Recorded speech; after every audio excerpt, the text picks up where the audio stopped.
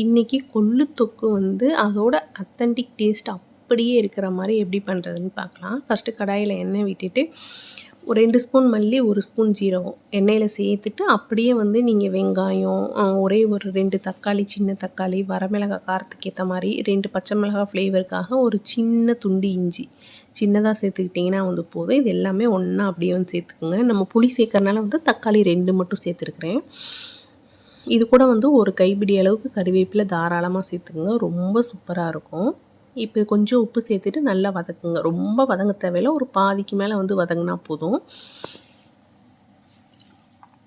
லாஸ்ட்டாக பாதி வதங்கினதுக்கப்புறம் ஒரு 10 பல் பூண்டு, கொஞ்சம் புளி வந்து கொஞ்சமாக ஒரு சின்ன லெமன் சைஸ் அளவுக்கு வந்து சேர்த்துக்குங்க. சேர்த்து நல்லா வதக்கி விட்டுட்டு கொள்ளு ஆல்ரெடி வந்து 3 விசில் வச்சுருக்கேன். அதை வந்து அந்த தண்ணியை ரசத்துக்கு எடுத்து வச்சுட்டு கொஞ்சம் தண்ணியோட கொள்ளு சேர்த்துக்கிட்டே அடுப்பையும் ஆஃப் பண்ணிட்டேன்.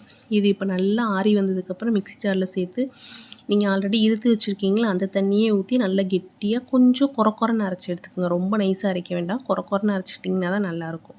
இந்த அளவுக்கு வச்சு சாப்பிட்டிங்கன்னா ரொம்ப சூப்பராக இருக்கும். அதுவும் சூடான சாப்பாட்டில் போட்டு தேங்காய் ஊற்றி சாப்பிட்டிங்கன்னா, தேங்காய் நெய் எது வேணாலும் ஊற்றி சாப்பிட்லாம். டேஸ்ட் ரொம்ப நல்லாயிருக்கும்.